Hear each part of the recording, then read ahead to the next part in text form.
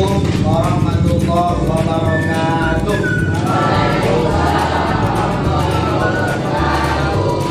Bagaimana kabarnya siswa-siswi kelas 8? Baik. Alhamdulillah. Semuanya sehat? Sehat. Makin besar musibah yang Allah, corona ini kan musibah dari Allah. Makin besar musibah yang Allah berikan, makin semangat kita untuk beribadah. Jangan sampai kendor. Oh corona nih, saya tidak mau masjid lah. Oh corona nih, tidak mau. Nah, jangan sampai. Karena makin ada penyakit itulah makin dekat kita kepada Allah Subhanahu wa Ta'ala. Baik, sebelum Bapak mulai, seperti biasa kita membaca doa terlebih dahulu. Bapak minta kepada seksi agamanya untuk memimpin doa pada pagi hari ini. Silakan. Marilah kita berdoa. Sebelum belajar, marilah kita berdoa. Berdoa dimulai.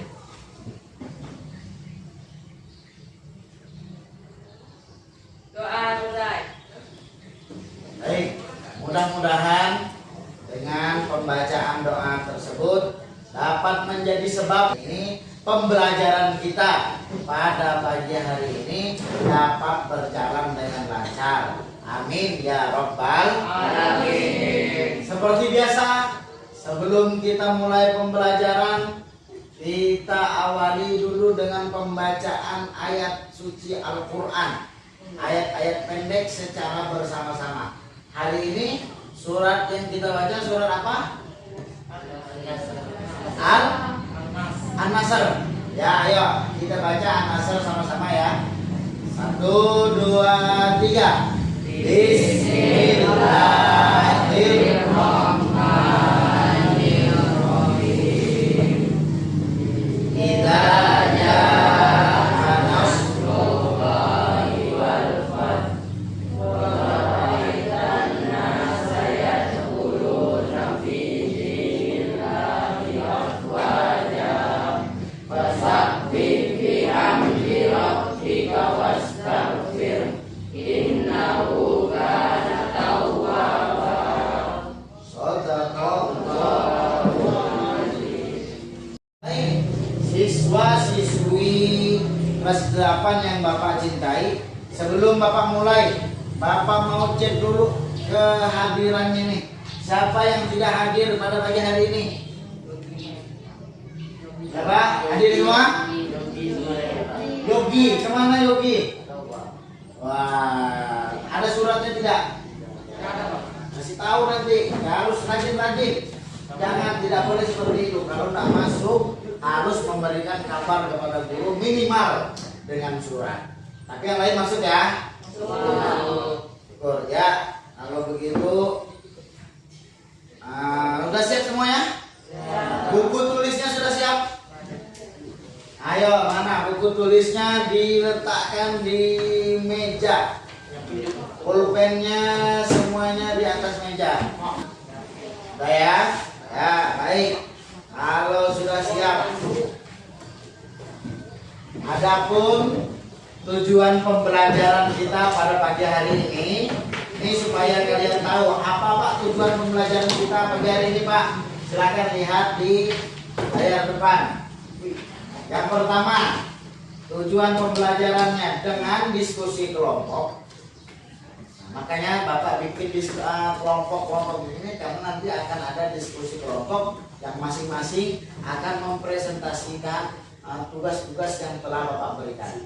Tujuan yang pertama, siswa dapat menganalisis perbedaan sholat sunnah berjamaah dan munfarid dengan baik dan benar. Yang kedua, siswa dapat mengklasifikasikan perbedaan contoh sholat sunnah berjamaah dan munfarid dengan baik dan benar. Jadi yang pertama itu dapat mendefinisikan, yang kedua dapat menyebutkan contoh. Beda kan antara sholat sunnah berjamaah dengan munfarid. Nah, berjamaah ini contohnya apa saja, sedangkan yang munfarid ini contoh sholat sunnahnya apa saja. Kemudian yang ketiga tujuannya, siswa dapat menyebutkan perbedaan hikmah sholat sunnah berjamaah dan munfarid dengan benar. Apa hikmah dari sholat sunnah berjamaah dan munfarid? Nah, nanti itu yang akan kalian diskusikan dan tugas kelompoknya pun akan Bapak berikan kepada kalian. Baik, sebelum Bapak lanjutkan, siapa yang di rumah sering melakukan sholat? Angkat tangan. Ya, kamu. Sholat apa? Ya, di rumah. 5 waktu. Ya, boleh. Siapa lagi? Kamu sholat apa? 5 waktu. Dengan kalian mengerjakan sholat-sholat yang telah teman-teman kalian sebutkan tadi, itulah cara kita mendekatkan diri dengan Allah.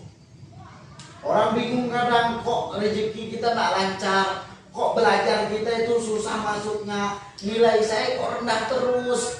Padahal saya rajin belajar tapi pelajaran itu susah masuk. Rajin belajar tapi nilai rendah terus. Mungkin kita kurang dekat sama Allah. Jadi gimana cara mendekatkan diri kepada Allah? Salah satunya dengan mengerjakan sholat. Nah, inilah yang akan kita bahas. Kalau tadi yang disebutkan teman-teman kalian itu sholat-sholat fardu. Nah, yang akan kita bahas pada hari ini mengenai sholat-sholat sunnah. Sholat-sholat sunnah. Sebelum Bapak lanjutkan ke materi ini, ada yang tahu tidak sholat sunnah itu apa? Yang tahu angkat tangan. Ya, apa? Sholat sunnah adalah beragam jenis yang harus dihadirkan, tapi tidak diwajibkan. Apa? Ulangi. Sholat sunnah adalah sholat yang dianjurkan. Tapi tidak diwajibkan. Ya, tepuk tangan untuk Rian Mardika, tepuk tangan untuk Rian Mardika. Sholat sunnah apa? Itu sholat yang dianjurkan tapi tidak diwajibkan. Wah, cakep sekali jawaban. Sholat sunnah itu apa, Pak? Sholat di luar sholat fardu yang kalau kita kerjakan kita dapat pahala, kita tinggalkan tidak apa-apa, dapat dosa. Itu sholat fardu. Kalau kita tinggalkan berdosa. Bapak ulangi sekali lagi. Sholat sunnah ialah sholat di luar sholat fardu yang kalau kita kerjakan dapat pahala, kalau kita tinggalkan tidak apa-apa. Sunnah itu di mana-mana seperti itu. Puasa sunnah ialah puasa yang di luar puasa Ramadan. Kalau kita kerjakan berpahala, kita tinggalkan tidak apa-apa. Sunnah itu gitu. Ya, insya Allah. Lanjut ya.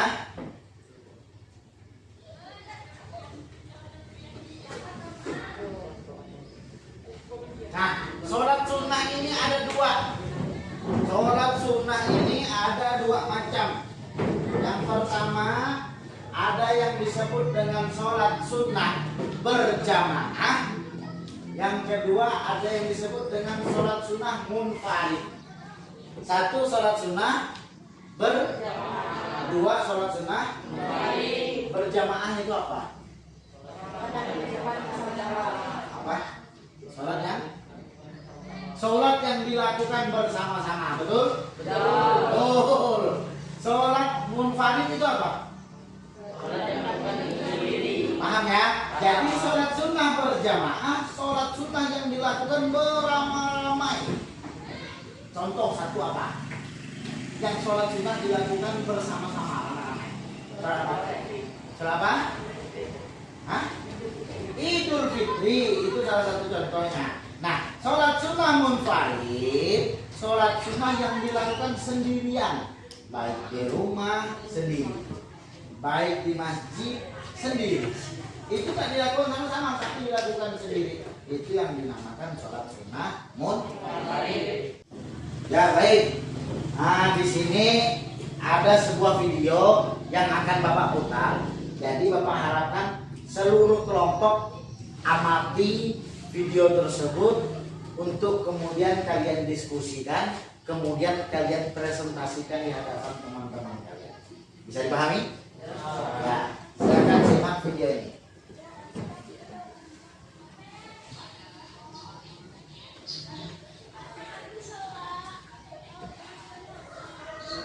Sudah Bapak putarkan tadi. Sekarang waktunya kalian berdiskusi.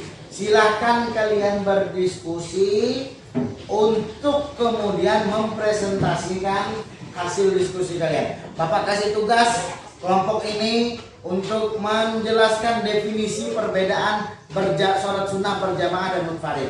Kelompok B menjelaskan contoh-contoh sholat sunnah berjamaah dan munfarid. Sedangkan kelompok ini, kelompok C menjelaskan hikmah. Apa itu hikmah? Sholat hikmah manfaat. Hikmah itu manfaat dari sholat sunnah berjamaah dan munfarid. Paham? Semua kelompok? Bisa dimengerti? Ya, saatnya sekarang waktu masing-masing kelompok untuk mempresentasikan hasil diskusinya di hadapan teman-teman kalian. Bapak persilakan untuk kelompok A terlebih dahulu. Sholat kusuf atau gerhana matahari, sholat kusuf atau gerhana bulan, sholat istiqo atau monitor hujan. Contoh sholat sunnah munfarid, sholat rawatib, sholat tahiyatul masjid, dan sholat istikharah. Ya, gimana tanggapan untuk kelompok B? Betul? Setuju? Kasih aplaus untuk kelompok B. Ya, nah, di atas meja kalian itu ada kata-kata yang sudah Bapak siapkan. Seluruhnya itu ada pasang-pasangannya. Nah, tugas kalian mencari pasangan dari kata-kata tersebut. Ada di mana letak pasangan itu? Cari, semuanya ada di dalam kelas ini. Silakan dicari. Jangan dibuka dulu. Dalam hitungan mundur dari 3, Bapak persilahkan kalian buka dan cari pasangan dari kata yang ada di atas meja kalian itu. Cari pasangannya di sini. Bapak kasih waktu 15 detik untuk mencari pasangan. Artinya gerak cepat, jangan tabrak sana tabrak sini ya. 15 detik. 15 detik. Yang nggak sampai 15 detik kita lihat. Ya, Bapak itu mundur ya. 3, 2, 1. Silakan dibuka. Cepat, cepat. 3 detik. 3 detik. Woi. Apa woi?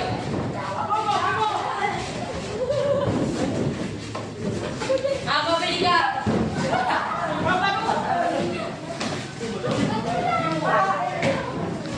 Ya, gimana permainannya, seru?